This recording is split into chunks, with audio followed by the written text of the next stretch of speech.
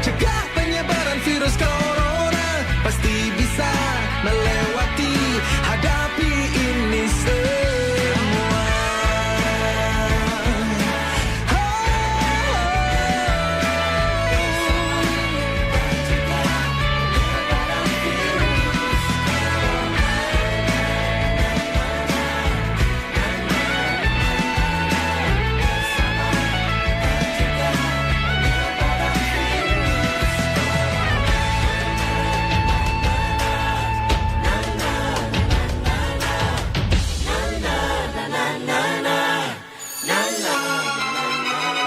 Ibu Pertiwi memanggil.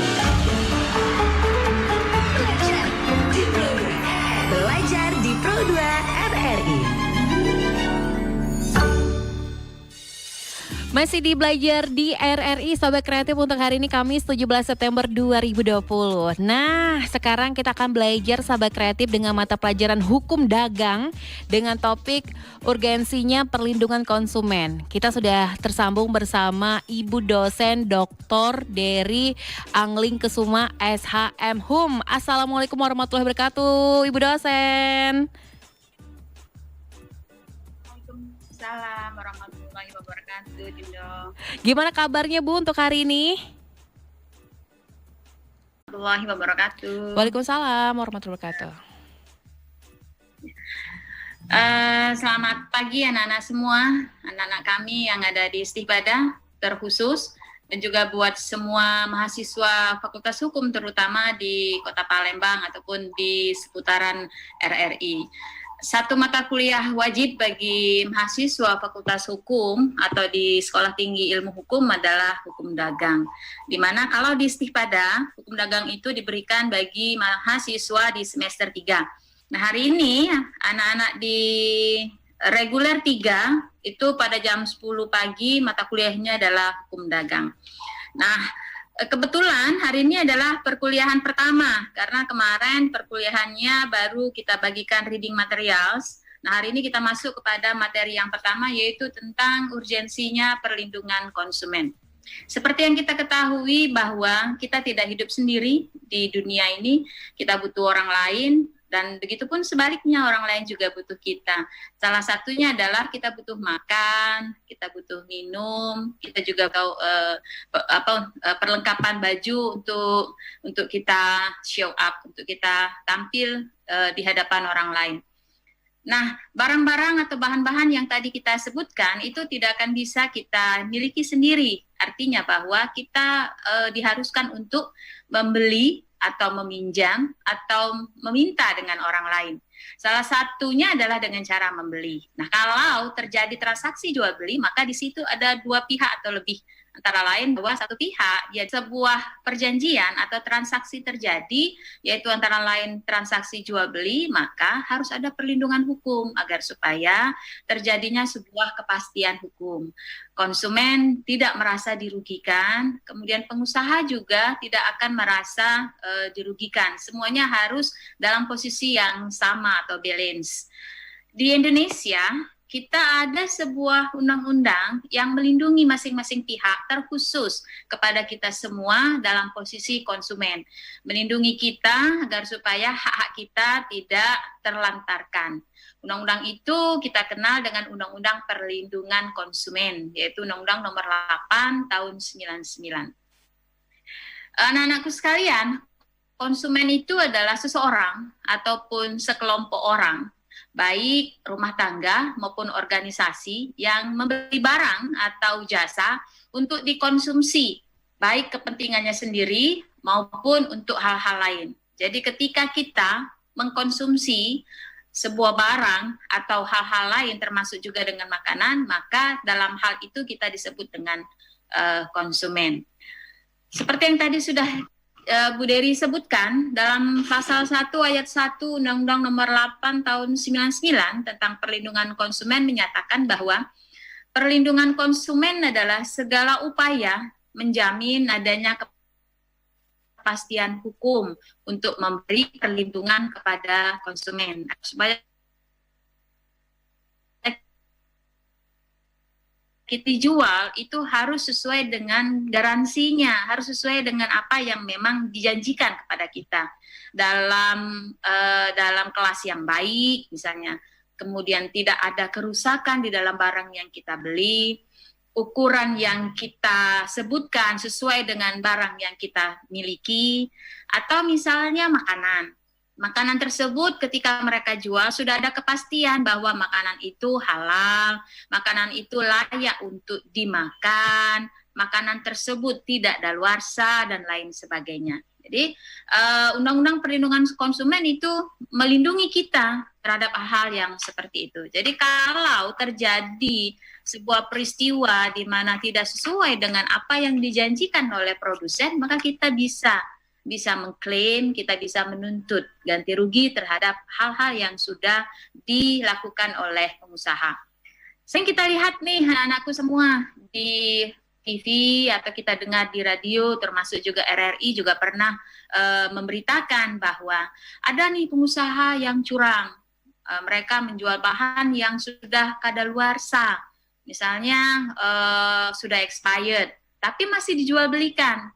Nah, ketika kita mendapatkan peristiwa tersebut, maka kita bisa minta ganti rugi atau kita bisa menuntut nih dengan adanya Undang-Undang Perlindungan Konsumen. Apa sih tujuan Undang-Undang Nomor 8 Tahun 99 itu diadakan atau dibuat? Antara lain agar supaya meningkatkan kesadaran, kemampuan, dan kemandirian konsumen untuk melindungi dirinya sendiri. Jadi undang-undang itu memberikan perlindungan kepada kita dan juga supaya kita itu sadar bahwa hak-hak kita itu dilindungi. Jadi kalau ada produsen atau pengusaha yang menjual yang tidak sesuai dengan standarisasi, maka kita bisa nuntut. Misal kita masuk restoran nih, yang dijual dijanjikan di situ misalnya ayamnya siap saji. Tapi kemudian ketika hadir di hadapan kita itu tidak sesuai dengan apa yang dijanjikan. Nah, dalam hal itu kita harus sadar bahwa kalau hal ini terjadi maka kita bisa menuntut bahwa ini tidak sesuai dengan perjanjian, seperti itu, ya. Atau misalnya yang lain lagi nih, kita beli sepatu kondisinya kan harus baik nih. Misalnya kita datang ke sebuah mall, kemudian kita beli sepatu, kita sebutkan ukuran. Misalnya kalau Bu Dery ini ukuran 37. Kita sebutkan ukuran dan kemudian ada warnanya. Lantas kita bawa pulang. Nah, sebelum kita bawa pulang kita lihat nih kondisi sepatu tadi itu rusak dalam artian tanda kutip ya. Nah, dalam hal ini kita bisa minta kepada pengusaha untuk mengembalikan hak kita atau meminta hak kita kembali, mengganti barang yang seharusnya seperti yang mereka perjanjikan, seperti itu. Ya, antara lain jadi tujuan adanya perlindungan konsumen di dalam Undang-Undang 899 itu tadi, supaya kita sadar bahwa kita ini dilindungi, hak kita ini sebagai konsumen dilindungi. Jangan hanya kita diam saja, oh ya sudahlah, rusak barangnya kita beli lagi. Ya kalau misalnya kita memang banyak uang ya, kita juga tidak mempermasalahkan. Tapi kalau misalnya memang undang-undang menyatakan bahwa hak-hak kita dilindungi, kenapa tidak? Kenapa tidak kita kembalikan? Kenapa tidak kita minta perlindungan dari undang-undang tersebut? Itu yang pertama. Kemudian tujuan adanya undang-undang itu juga mengangkat harkat dan martabat konsumen dengan cara menghindarkan dari dampak negatif pemakaian barang dan atau jasa.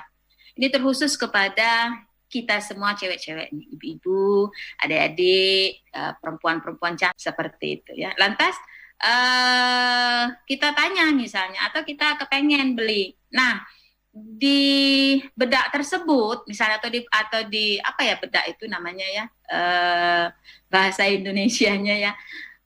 Ya pokoknya bedak lah gitu ya.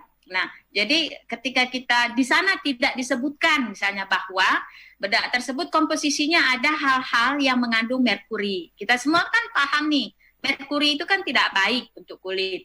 Katanya bisa menyebabkan kanker kulit, bisa membuat kita itu dalam tempo jangka waktu yang lama bahkan kulit kita itu bisa menjadi semakin tidak baik atau bisa bisa menjadi semakin berkeriput dan lain sebagainya. Nah, itu tidak disebutkan di bedak yang kita beli tadi. Nah, tetapi ternyata kemudian kita tahu bahwa bedak tersebut mengandung hal-hal yang bisa mengakibatkan buruk, antara lain mengandung merkuri, maka kita juga bisa meminta pertanggungjawaban dari si pengusaha. Jadi harkat dan martabat kita itu dijaga oleh undang-undang, agar supaya kita tidak dikecewakan, agar supaya kita tidak tidak diindahkan oleh pengusaha. Kemudian agar juga tujuan yang lain antara lain meningkatkan pemberdayaan konsumen dalam memilih, menentukan dan menuntut hak-haknya sebagai konsumen. Jadi kita juga sebagai konsumen harus diletakkan dalam posisi yang berharga atau dalam posisi yang memang kita harus diberdayakan. Kemudian menciptakan sistem perlindungan konsumen yang mengandung unsur kepastian hukum dan keterbukaan informasi serta akses untuk mendapatkan informasi. Jadi pengusaha itu memiliki kewajiban untuk membuka akses kepada kita sebagai konsumen terhadap barang yang mereka perjualbelikan. Jadi kalau misalnya mereka memang menjual sepatu itu unsur-unsurnya apa saja atau terbuat dari apa. Kemudian makanan misalnya. Jika mereka jual makanan, mereka harus nyatakan nih makanan itu memang layak untuk dimakan atau tidak, expirednya atau daluarsanya kapan, kemudian mengandung apa. Karena kan izin nih sebagai umat Islam misalnya, ada hal-hal atau ada barang-barang yang memang tidak boleh kita asumsi seperti itu ya. Nah, ketika barang tersebut tidak boleh kita asumsi tetapi masih diproduksi, nah itu pengusaha harus mencantumkan bahwa ini produk mengandung apa. Jadi kita juga paham, oh ini mengandung hal-hal yang kita tidak boleh konsumsi, maka kita tidak boleh. Coba misalnya kalau kita lihat nih, kita masuk mall. Di mall itu biasanya mereka kan menjual nih, ada menjual daging ayam, daging sapi, daging kambing dan lain sebagainya. Nah mereka harus memberikan pemberitahuan atau memberikan catatan bahwa ini daging sapi, ini daging ayam, ini daging yang tidak boleh dikonsumsi. Nah, jikalau ada pengusaha atau produsen yang tidak melakukan itu, maka mereka melanggar hak kita. Mereka melanggar Undang-Undang Perlindungan Konsumen. Artinya mereka tidak menjalankan undang-undang itu dengan baik, tidak memberikan atau tidak melindungi hak kita. Jadi kalau kita termakan terhadap produk-produk yang tidak sesuai dengan apa yang sudah mereka perjanjikan, maka kita bisa minta pertanggungjawaban. Roti misalnya, roti itu daluarsanya tanggal 10 misalnya, atau tanggal 8 Agustus. Roti itu daluarsanya 8 Agustus. Nah, tetapi ketika kita masuk mall misalnya atau kita datang ke toko, kita mau beli roti tersebut kita ke sana tanggal 7 Agustus. Artinya besok kan. Nah, seharusnya masa-masa itu roti tersebut sudah tidak boleh lagi diperjualbelikan. 1 minggu sebelum daluarsa, produk itu sudah tidak boleh lagi diedarkan karena itu sudah termasuk kategori darurat. Nah, menjelang tanggal 8 itu bakteri-bakteri itu sudah mulai tumbuh. Nah, biasanya nih kalau di mall atau kalau di itu yang PSG-nya mereka selalu bilang, Bu ini sudah expired, misalnya Bu ini tidak boleh lagi, atau ini menjelang, atau Bu ini expirednya tanggal sekian.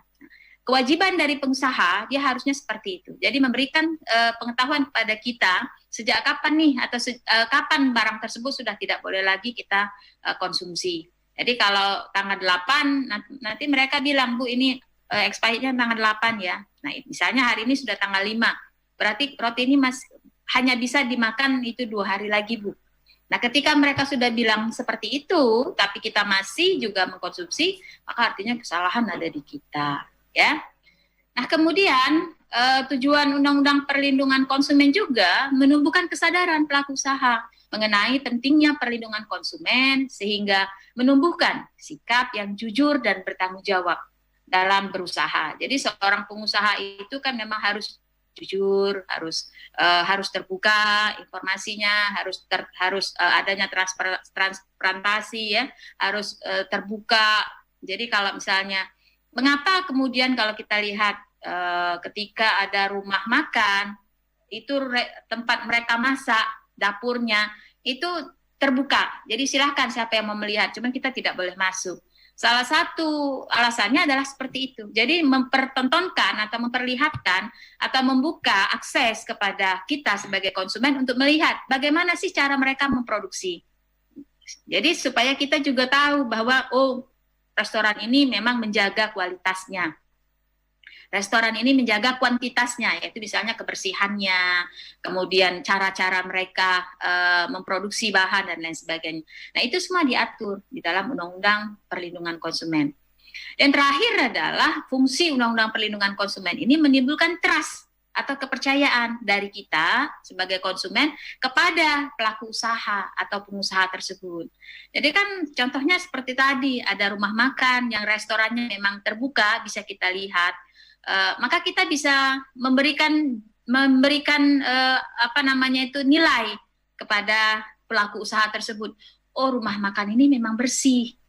Oh, rumah makan ini menjaga kualitas dan kuantitasnya. Oh, makanannya enak misalnya. Sehingga menimbulkan hasrat, menimbulkan keinginan kita untuk kembali lagi ke tempat yang sudah kita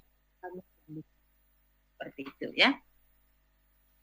Nah, anak-anakku semua, di dalam Undang-Undang Nomor 8 tahun 99 pasal 2 menyatakan bahwa ada azas-azas yang dianut di dalam undang-undang tersebut. Apa maknanya? Bahwa ketika ada azas-azas ini artinya bahwa kalau undang-undang sudah mengatur azas ini, maka kita harus mengikuti. Tidak boleh kita tidak patuh kepada azas yang sudah dianut. Nah, ada 5 azas di dalam Undang-Undang Perlindungan Konsumen. Azas manfaat, azas keadilan, azas keseimbangan, azas keamanan, azas keamanan atau keselamatan konsumen, dan yang terakhir adalah azas kepastian hukum. Azas manfaat ini ketika adanya pelaku usaha yang menjalankan usahanya, maka ada manfaat nih untuk konsumen dan untuk pelaku usaha. Antara lain pelaku usaha kan untuk mencari laba. Nah, kita adalah untuk mendapatkan barang yang memang sesuai dengan apa yang kita kehendaki, seperti itu. Jadi ada 5 azas yang dianut di dalam Undang-Undang Perlindungan Konsumen. Azas manfaat, kemudian azas keadilan. Azas keadilan itu bahwa masing-masing dari pihak, baik konsumen maupun pelaku usaha, itu harus mendapatkan posisi yang sama. Jadi mereka dalam posisi yang sama. Kemudian seimbang, azas seimbang. Jadi antara konsumen dengan produsen itu semuanya dalam posisi tawar yang sama. Tidak ada yang lebih tinggi, tidak ada yang lebih rendah, tidak ada yang harus menunduk, tapi semuanya dalam posisi yang sama, balance, semuanya dalam posisi yang sama. Kemudian azas keamanan, perlindungan, jadi semuanya mendapatkan perlindungan hukum jikalau tidak sesuai dengan seperti apa yang dijanjikan. Dan kepastian hukum. Kepastian hukum apa? Artinya bahwa ketika ada masing-masing pihak, baik konsumen maupun pelaku usaha, tidak menjalankan seperti apa yang diatur di dalam undang-undang, maka ada sanksinya, baik sanksi pidana maupun sanksi perdata. Seperti itu. Kemudian hak dan kewajiban konsumen. Kita dalam posisi yang mengkonsumsi atau yang membeli barang dengan pelaku usaha, maka kita kan disebut sebagai konsumen. Orang atau sekelompok orang atau badan hukum yang menjual, menjanjikan sebuah barang kepada kita, dia dalam posisi disebut dengan pelaku usaha. Nah, hak kita sebagai konsumen adalah untuk diberitahu tentang apa barang yang akan kita beli. Kemudian hak atas keselamatan, bahwa memang yang akan kita konsumsi, yang akan kita beli ini adalah dalam posisi aman, terlindungi. Kemudian hak untuk memilih, kita tidak boleh dalam posisi terintimidasi. Jadi kita bebas. Kita diberikan kebebasan untuk memilih apa yang memang kita inginkan. Karena itu kalau misalnya nih ada tarik-tarik, yuk ke restoran aku baik, ayo ke restoran aku baik, kesini deh barangnya lebih baik, ya itu tidak boleh. Kenapa? Karena undang-undang sudah mengatur bahwa harus ada kebebasan kita untuk memilih, ya. Kemudian hak untuk didengar, ketika kita komplain, ketika kita berkeluh kesah terhadap barang yang memang diperjualbelikan tidak sesuai dengan apa yang diperjanjikan, maka kita berhak untuk didengar. Jadi, Mbak, sini Mbak, ini ngapa lah ini dagingnya masih agak-agak berdarah, misalnya seperti itu. Loh, ini kenapa barangnya agak-agak lecet, saya nggak mau, seperti itu ya. Tapi memang masih harus tetap menjaga norma, etika, dan estetika kita sebagai konsumen yang baik. Jadi kita memang memiliki hak untuk didengar, tetapi bagaimana cara kita menjadi konsumen yang baik, itu juga harus tetap kita jaga. Yang terakhir adalah hak atas privasi. Jadi misalnya kita mau beli bedak nih, nggak usah bedak, beli barang-barang underwear misalnya. Itu kita harus si pelaku usaha harus menjaga privasi kita, hak kepribadian kita, bahwa tidak boleh ada orang tahu ukuran kita, misalnya size kita dan lain sebagainya. Semuanya harus menjadi hak daripada kita dan menjadi kewajiban dari pelaku usaha. Anak-anakku semua, di dalam hukum, antara hak dan kewajiban kan dia seperti dua sisi mata uang. Artinya bahwa kita tidak boleh hanya memiliki hak tanpa memiliki kewajiban. Begitupun sebaliknya, ketika kita ada kewajiban, maka di sisi yang lain kita ada hak. Tadi nih Bu Dery sudah sebutkan hak kita sebagai konsumen. Nah, sebagai konsumen, kita juga memiliki kewajiban. Antara lain bahwa sebelum kita membeli apa yang ingin kita beli atau kita konsumsi, maka kita wajib untuk membaca terlebih dahulu atau mengikuti petunjuk informasi dan prosedur pemakaian atau manfaat dari barang atau jasa demi keamanan dan keselamatan. Kita nih kalau lihat artis misalnya, hidungnya lancip-lancip nian ya, kemudian pipinya itu enak benar, ini dagunya tirus, kepengen kita. Lantas kita tahu nih misalnya di situ di klinik itu, kita datang. Nah, seharusnya sebelum kita datang kan dianestesi. Apakah memang apa yang akan kita lakukan itu sesuai dengan darah kita, gen kita dan lain sebagainya. Tapi kita tidak mau tahu misalnya. Sudah dijelaskan misalnya oleh pelaku usaha bahwa Ibu untuk melakukan operasi hidung misalnya atau pasang benang maka tidak bisa langsung tapi harus dianestesi dulu, makan obat ini dulu, disuntik ini dulu seperti. Tapi kalau misalnya kita pokoknya pasanglah langsung benang, aku tuh besok nak kondangan sehingga aku pengen hidung aku langsung bagus, langsung lancip. Nah, artinya kita sudah melanggar kewajiban kita. Nah, kita sudah prestasi sendiri nih dengan apa yang sudah menjadi kewajiban kita. Nah, itu tidak termasuk. Ketika ada hal-hal yang terjadi dengan diri kita, dengan apa yang sudah diarahkan oleh pelaku usaha yang kita tidak mau tadi, maka itu sudah di luar dari pertanggungjawaban pelaku usaha. Karena kita tidak mematuhi kewajiban. Obat, misalnya, kita pengen langsing. Ada obat langsing nih. Lantas di aturannya bahwa kita hanya boleh mengkonsumsi obat tersebut 2 kali 1 hari, pagi dan sore. Ya, terus karena kepengennya langsing, 1 hari kita minum 5, misalnya kita langsung minum 5 obat, pagi, siang, jadi jedanya hanya 2,5 jam, supaya kita cepat langsing. Nah, kemudian terjadi sesuatu terhadap diri kita langsung kolaps misalnya karena obatnya itu langsung buat kita ke WC terus, akhirnya kita kan lemas kemudian tidak memiliki tenaga lagi. Nah, ketika itu terjadi maka bukan lagi merupakan pelanggaran dari kewajiban pelaku usaha, tapi karena kita tidak mematuhi kewajiban kita, karena kita melanggar aturan yang sudah disebutkan. Jadi kita harus paham nih, anak-anakku semua pendengar radio RRI yang saya hormati, bahwa sebagai konsumen kita juga memiliki kewajiban, yaitu kita diharuskan untuk membaca, mengikuti petunjuk, informasi, dan prosedur pemakaian dari barang yang akan kita konsumsi. Kemudian kita juga harus memiliki kewajiban beritikat baik dalam melakukan transaksi pembelian barang dan atau jasa. Jadi jangan kita itu membeli barang, kita sudah tahu misalnya ada sesuatu hal yang bisa kita jadikan sebagai pemasukan uang. Kita langsung beritikat tidak baik terhadap pelaku usaha tersebut.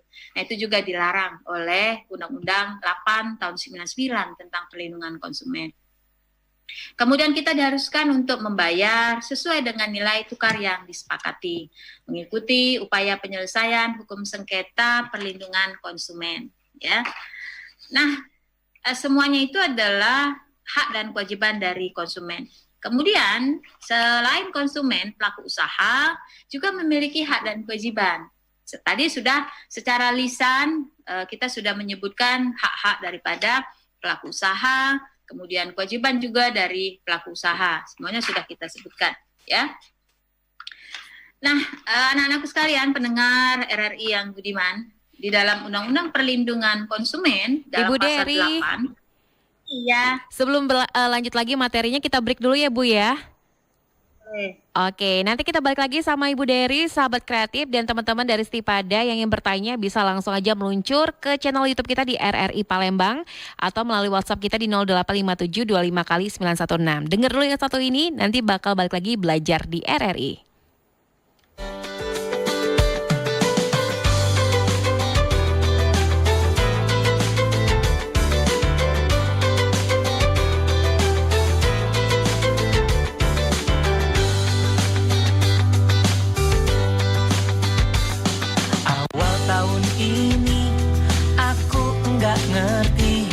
Kenapa di Wuhan ada isolasi?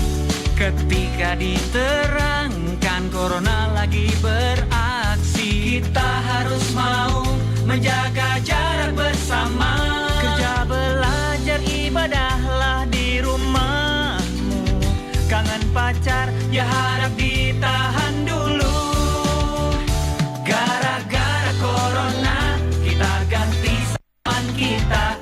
Gara-gara corona jadi sering cuci tangan.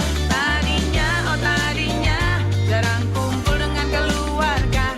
Gara-gara corona banyak waktu kita bersama. Walau banyak liburku, tapi banyak PR-ku. Jangan banyak santaiku. Bersama mencegah, janganlah khawatir. Kita saling menjaga diri dan keluarga. Ketika diterangkan corona lagi beraksi, kita harus mau menjaga jarak bersama. Gara-gara corona kita ganti salaman kita. Gara-gara corona jadi sering cuci tangan. Tadinya jarang kumpul dengan keluarga. Gara-gara corona banyak waktu kita bersama. Sedihnya hand sanitizer jadi langka. Masker mulut juga menjulang harganya. Oh, tolonglah, oh janganlah begitu. Ini saatnya saling membantu.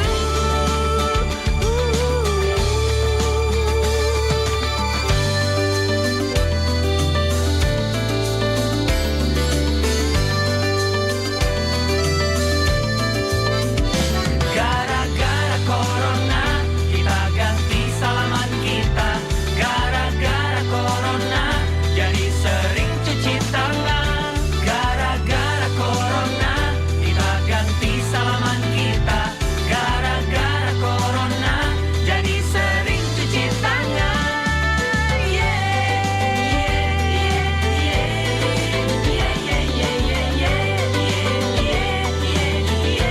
Istirahat yang cukup biar badan tetap fit. Sering-sering cuci tangan, tapi dengan cara yang benar. Jangan panik memborong, tapi saling membantu. Hati-hati ya, banyak berita hoax. Jangan kebanyakan pegang-pegang muka.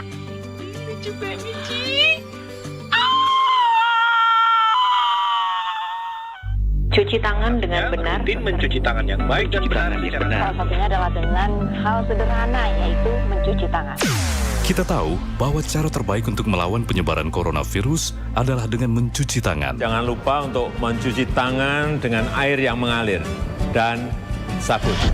Tapi, mengapa demikian? Karena sabun yang kita gunakan untuk mencuci tangan, sabun biasa, sabun mewah, aroma apapun sabun Anda, sabun antiseptik, atau sabun apapun itu, benar-benar mampu memusnahkan virus, termasuk virus corona. Begini cara kerjanya. Virus ini terdiri dari material yang dikelilingi oleh lapisan protein dan lemak.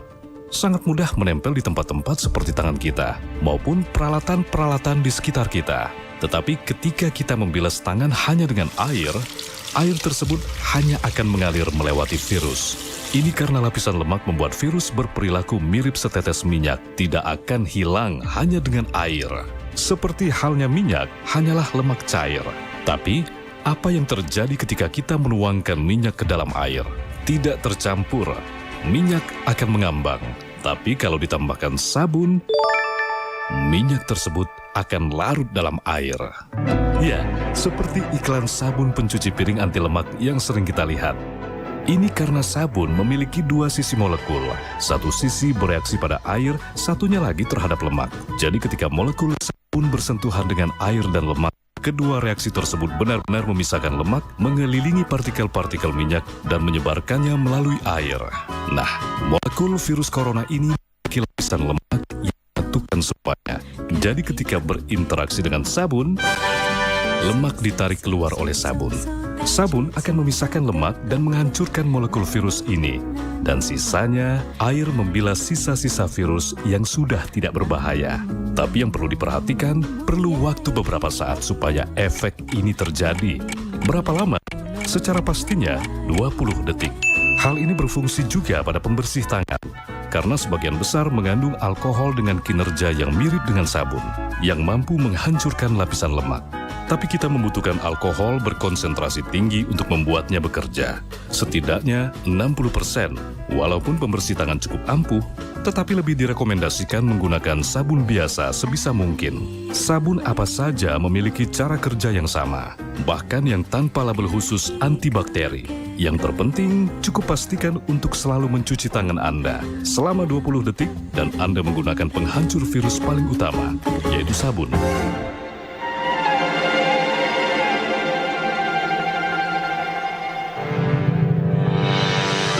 ...75 tahun RRI mengudara, memberikan informasi dan mengedukasi para pendengarnya.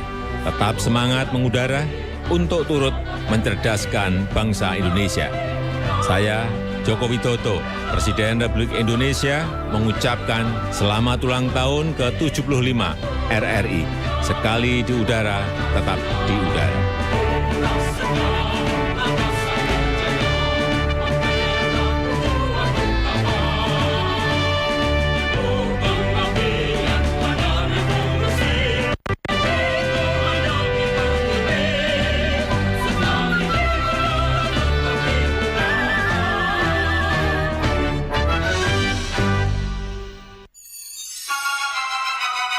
Ibu Pertiwi memanggil. Belajar di Pro 2 RRI. 91,6 Pro FM, suara kreativitas, sahabat kreatif. Kita masih belajar di RRI bersama dosen Stipada Sekolah Tinggi Ilmu Hukum Sumpah Pemuda Palembang. Ada Ibu Dr. Dery Angling Kesuma SHM Hum dengan mata pelajaran hukum dagang dengan topik urgensinya perlindungan konsumen. Oke, Ibu Dery. Masih semangat Ibu Dery? Masih semangat. Ini sebelum kita ke pertanyaan yang sudah ditanya melalui WhatsApp dan di akun YouTube channel kita, mungkin ada materi lagi Bu yang pengen disampaikan Ibu Dery. Silakan Ibu Dery.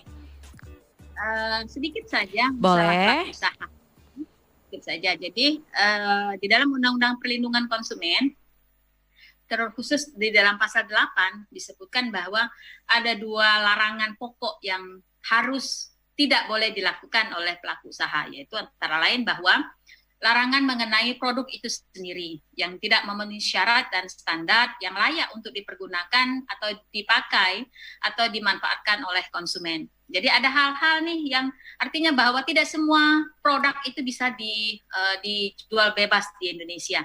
Ada hal-hal yang tidak boleh atau tidak diperkenankan untuk dijual di Indonesia. Jadi semuanya diatur dalam undang-undang. Ketika dalam sebuah lipstik misalnya mengandung hal-hal yang tidak diperkenankan seperti tadi misalnya ada narkobanya, sedangkan kita paham bahwa narkoba tidak boleh diperjualbelikan di Indonesia, itu tidak boleh. Mengandung minyak-minyak babi misalnya yang tidak diperbolehkan. Jadi tidak semua produk bisa diperjualbelikan di Indonesia, tidak semua produk bisa diproduksi. Contoh lagi misalnya alat-alat kesehatan yang hanya boleh diproduksi, hanya boleh diperjualbelikan tidak dengan bebas, tetapi kemudian diperjualbelikan dengan bebas itu juga dilarang. Jadi kemudian juga ada larangan mengenai ketersediaan informasi yang tidak benar dan tidak akurat yang menyesatkan konsumen. Pelaku usaha juga dilarang nih menyesatkan konsumen, memberikan informasi yang tidak baik dengan konsumen. Mungkin itu saja Mbak, sementara yang bisa kita diskusikan. Nanti kita diskusikan lebih lanjut dengan pertanyaan-pertanyaan yang sudah masuk. Oke, kita langsung ke pertanyaan dulu sebelum kita ke YouTube channel kita di RRI Palembang. Kita ke WhatsApp dulu di 0857 2-nya 5 kali 916. Ada siapa ya? Selamat pagi Bu dosen. Saya Ica di Pak Jo. Saya ingin bertanya, di tengah kecanggihan teknologi zaman sekarang, saya pernah melihat konsumen yang berkeluh kesah mengenai salah satu produk tapi melalui media sosial atau Instagram. Tapi malah kejadiannya malah kebalik nih, malah sang konsumennya yang dilaporkan oleh si penjual padahal konsumennya tanpa menyebut merek si penjual tersebut. Oke. Langsung dijawab, Mbak. Silakan Bu Dery. Tadi kita sudah menyebutkan bahwa sebagai konsumen kita itu mendapatkan kebebasan, kita itu dilindungi oleh undang-undang. Jadi kalau ada hal-hal yang memang tidak sesuai dengan apa yang dijanjikan oleh pelaku usaha, maka kita memang memiliki hak untuk mendapatkan perlindungan hukum. Nah, kalau ada pelaku usaha yang menjual produk-produk yang tidak sesuai dengan senyatanya seperti apa yang sudah mereka garansikan, maka kita juga bisa minta perlindungan hukum. Terkhusus jikalau ada pelaku usaha yang kemudian mengklaim kita atau menyatakan bahwa kita bersalah padahal kita tidak menyebut merek, kita bisa minta hukum. Jadi ada Badan Penyelesaian Sengketa Konsumen (BPSK). Jadi di Indonesia ini ada satu badan, namanya adalah BPSK, Badan Perlindungan Sengketa Konsumen. Kita bisa minta perlindungan dari badan tersebut untuk menyelesaikan permasalahan yang sedang kita miliki. Ada lagi satu nih, sebuah organisasi independen, namanya adalah YLKI, Lembaga Yayasan Perlindungan Konsumen. Jadi Lembaga Perlindungan Konsumen itu mereka bisa menerima semua keluh kesah kita sebagai konsumen. Nah, kita bisa mengajukan klaim kita terhadap pelaku usaha yang sebenarnya tidak kita sebutkan tadi, tetapi permasalahan yang sedang kita hadapi, kita bisa diskusikan dengan YLKI tersebut. Seperti itu. Jadi ada organisasi atau badan yang melindungi hak-hak konsumen ketika ada pelaku usaha yang berlaku curang atau tidak adil. Antara lain namanya adalah BPSK, Badan Penyelesaian Sengketa Konsumen. Ada yang lain organisasi independen namanya adalah YLKI. Oke, kita lanjut lagi ke pertanyaan selanjutnya. Ada dari Mita di Palembang. Apakah perlindungan konsumen itu berlaku juga untuk pembelanjaan online nih Bu? Oh iya, jelas ya. Jadi tidak saja hanya transaksi yang dilakukan secara manual, tapi juga di dalamnya adalah transaksi yang dilakukan melalui internet atau IT. Jadi kita belanja melalui online, semuanya itu dilindungi oleh undang-undang. Tidak, bahkan kalau untuk kita melakukan transaksi jual beli melalui internet, maka kita bisa juga dilindungi oleh undang-undang IT. Undang-Undang Informasi dan Transaksi Elektronik, karena di sana juga dilindungi, yaitu jual beli atau transaksi melalui online. Jadi kalau transaksi itu dilakukan secara manual, dilakukan secara kontrak langsung, maka undang-undangnya adalah Undang-Undang Nomor 8 Tahun 99 tentang Perlindungan Konsumen. Nah, jikalau kita melakukan transaksi melalui online, cyber, maka ditambah lagi nih perlindungan hukum kita. Yaitu kita tidak saja hanya dilindungi oleh Undang-Undang 899, tapi kita juga dilindungi oleh Undang-Undang Informasi dan Transaksi Elektronik. Jadi memang benar di Indonesia ini konsumen itu sangat dilindungi hak-haknya. Oke, lanjut lagi. Saya Rudi di Sekojo. Menurut Ibu dosen, dengan hukum di Indonesia mengenai perlindungan konsumen, ini apakah sudah berjalan dengan semestinya? Karena menurut saya ini banyak banget konsumen yang komplain kayak komplain terhadap produk ini malah kena undang-undang ITE. Kalau ditanyakan apakah undang-undang atau perlindungan hukum di Indonesia ini sudah berjalan, saya pikir semuanya sudah berjalan dengan baik ya. Tapi memang kita sudah paham bahwa di dalam kehidupan kita ketika ada sebuah kejahatan, kemudian di sisi yang lain ada penegakan hukum, akan menimbulkan kejahatan yang lain dan akan menimbulkan penegakan hukum yang lain. Jadi semua itu sudah memang menjadi satu hukum alam bahwa kejahatan itu akan semakin meningkat dengan adanya perkembangan peradaban manusia. Tetapi saya yakin dan percaya bahwa hukum di Indonesia ini sudah berjalan dengan baik. Hanya saja perkembangan kejahatan juga semakin baik. Nah, kalau kita sebagai pelaku usaha, sebagai konsumen itu berhadapan dengan apa seperti yang tadi sudah disebutkan oleh saudara kita, mungkin kita bisa langsung berdiskusi dengan YLKI atau kita bisa langsung berdiskusi dengan Badan Penyelesaian Sengketa Konsumen itu. Karena mereka memang dibentuk dan didirikan untuk melindungi hak kita sebagai konsumen. Jadi kalau konsumen merasa dirugikan jangan pernah takut ya Bu ya untuk melaporkan hal tersebut ya Bu ya. Oke. Iya, betul. Oke, kita lanjut lagi. Selamat siang Mbak, perkenalkan nama saya Alfani dari Stivada Reguler 1 semester 3, izin mau tanya. Apa keuntungan dan kekurangan dari membentuk perusahaan perseroan terbatas? Terima kasih sebelumnya. Oke, silakan Ibu.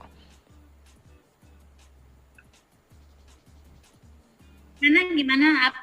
Apa keuntungan? Unstable tadi Mbak. Apa keuntungan dan kekurangan dari membentuk perusahaan perseroan terbatas? Terima kasih. Oh, PT ya, PT Persero.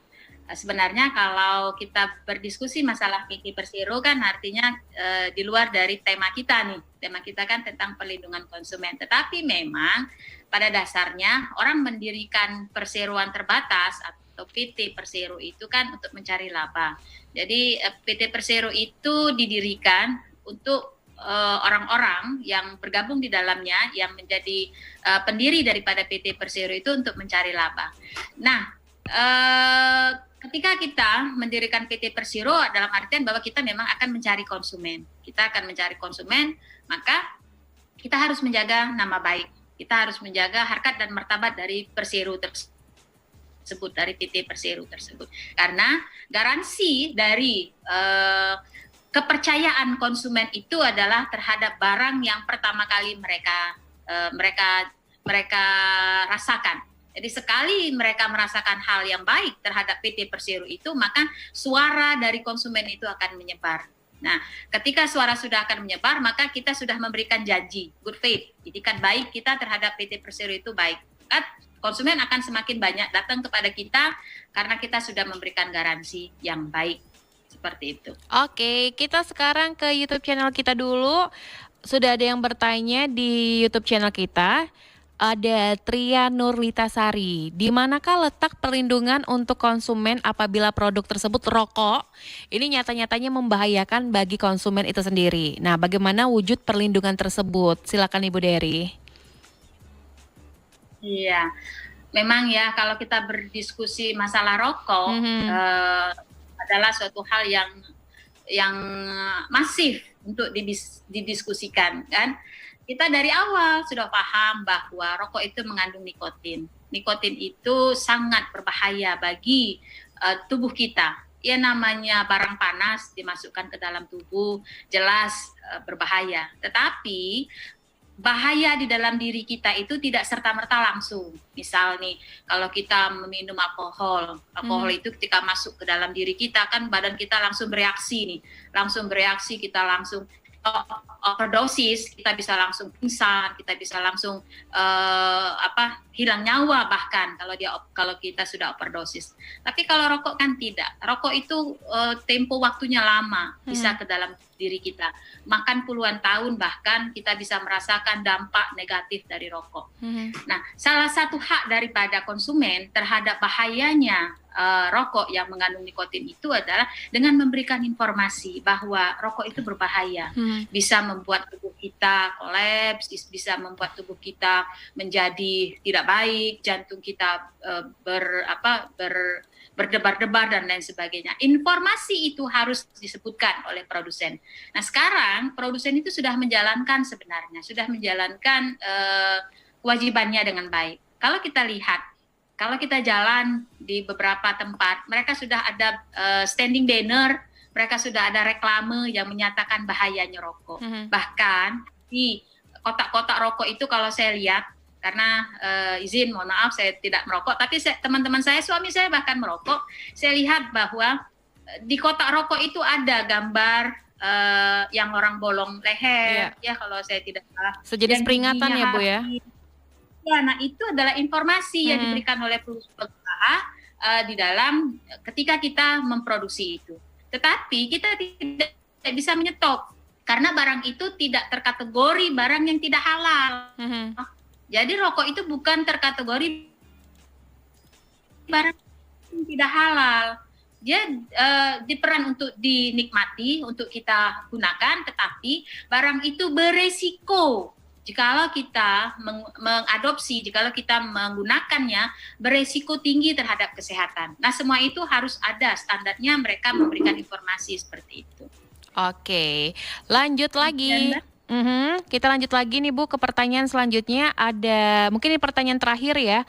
Ada Alifa Salsabila. Kalau belanja online tapi barang yang diterima tidak sama dengan barang yang dipajang di foto, apakah itu termasuk pelanggaran hak konsumen nih Bu? Betul, itu adalah pelanggaran hak konsumen. Jadi seorang pelaku usaha sebelum mereka itu melakukan transaksi dengan kita, memberikan informasi yang baik terhadap barangnya. Misal nih tas, ya tas. Tas itu harus mereka sebutkan ukurannya. Kita kan kadang-kadang nih merasa terkecoh nih, digambar kelihatan besar. Tetapi ketika kita terima, barangnya kecil banget ya. Kita sampai kadang-kadang shock, ini tas kok kecil banget, ini nggak bisa dipakai. Kok digambar seperti besar. Nah, tapi kita yang harus jeli sebagai konsumen, pendengar RRI yang budiman. Sebelum kita melihat barangnya, kan kita lihat nih ukuran tasnya berapa, lebar berapa, panjang berapa, barang itu terbuat dari apa. Jadi tidak saja hanya kita melihat foto. Nah, terkadang kita juga sebagai konsumen khilaf. Kita yang tidak terlalu waspada atau terlalu teliti terhadap barang tersebut. Termasuk saya juga pernah itu beli barang seperti bagus sekali tanpa mengindahkan panjang dan lebar dari tas tersebut. Jadi ketika difoto seperti besar, ketika datang meuntil kata orangnya kecil banget. Seperti lipstick saja kadang tidak bisa masuk ke dalam situ. Lantas saya pertanyakan dengan si produsen, kenapa barang yang saya terima tidak sesuai seperti apa yang digambar? Nah, mereka kemudian mengirim balik kepada kami bukan saja hanya gambar, tetapi juga ukuran. Oh, jadi kalau setelah ukuran artinya khilapan ada pada saya. Saya yang tidak cermat dan tidak teliti. Nah, kalau pendengar yang budiman itu juga terjadi dengan Anda, maka kita lihat dulu. Tapi kalau sudah mendapatkan informasi yang baik, sudah mendapatkan, kita juga sudah teliti, kita juga sudah seperti apa yang kita tahu, kita bisa klaim. Jadi kita dilindungi oleh undang-undang. Seperti itu. Jadi walaupun undang-undang itu ada untuk konsumen, bukan berarti konsumen bisa semena-mena juga ya Bu ya? Iya, karena kan tadi sudah kita sebutkan bahwa di balik hak dan di balik haknya konsumen juga ada hak pelaku usaha. Di balik kewajiban konsumen juga ada kewajiban dari pelaku usaha. Oke, karena ini waktunya udah mendekati pukul 11, mungkin bisa memberikan pesan atau materi penutupnya Bu, kata closing statementnya untuk hari ini dengan mata pelajaran hukum dagang. Silakan Bu Dery. Baik, mungkin hanya sedikit ya yang bisa saya sampaikan kepada kita semua, termasuk saya pribadi dan anak-anak saya, anak-anak kami yang ada di reguler 3, STIH Sumpah Pemuda yang ada di semester 3, bahwa sebagai konsumen, jadilah konsumen yang baik, jaga wibawa kita, kemudian kita juga harus tetap waspada dan teliti. Juga tetap kita harus menghargai hak dari pelaku usaha. Kita sama-sama bertransaksi sesuai dengan norma dan aturan yang berlaku. Seperti itu. Oke, terima kasih Bu Dery untuk waktunya hari ini dengan mata pelajaran hukum dagang. Insya Allah di lain waktu kesempatan kita bisa bertemu kembali ya Bu Dery ya. Oke. Assalamualaikum Bu Dery, selamat beraktivitas kembali. Dan sahabat kreatif, itulah tadi mata pelajaran kita untuk hari ini bersama Ibu dosen Dr. Dery Angling Kesuma SHM HUM dengan mata pelajaran hukum dagang dengan topik urgensi perlindungan konsumen. Sahabat kreatif, insya Allah kita bakal belajar lagi untuk besok dan tetap dengeri Prodi FM, Suara Kreativitas.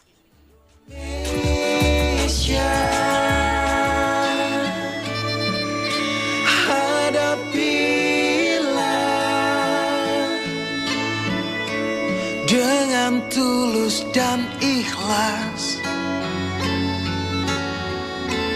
ini pasti berlalu. Indonesia.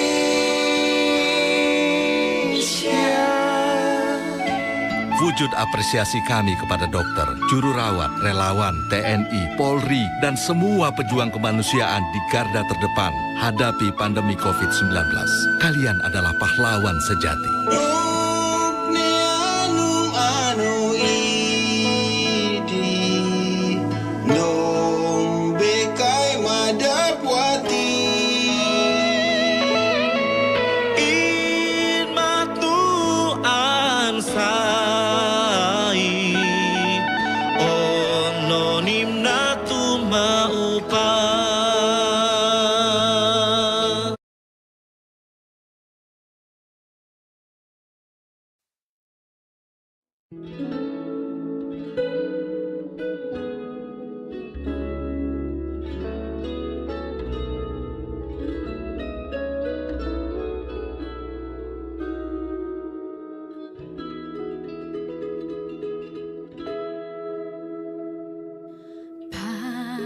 Padamu negeri kami berjanji, padamu negeri kami berbakti, padamu negeri kami mengabdi.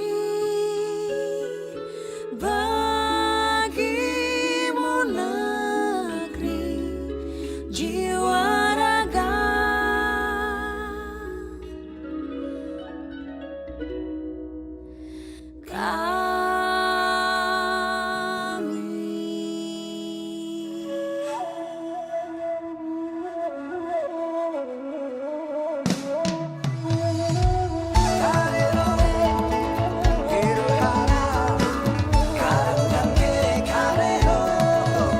dari Sabang sampai Merauke, berjajar pulau-pulau, sambung menyambung menjadi satu. Itulah Indonesia, Indonesia tanah airku. Aku berjanji padamu, menjunjung tanah airku, tanah airku Indonesia. Berjuang, terus berjuanglah. Bangun pemudi-pemuda Indonesia, tangan bajumu sing-singkan untuk negara. Masa yang akan datang, kewajibanmu lah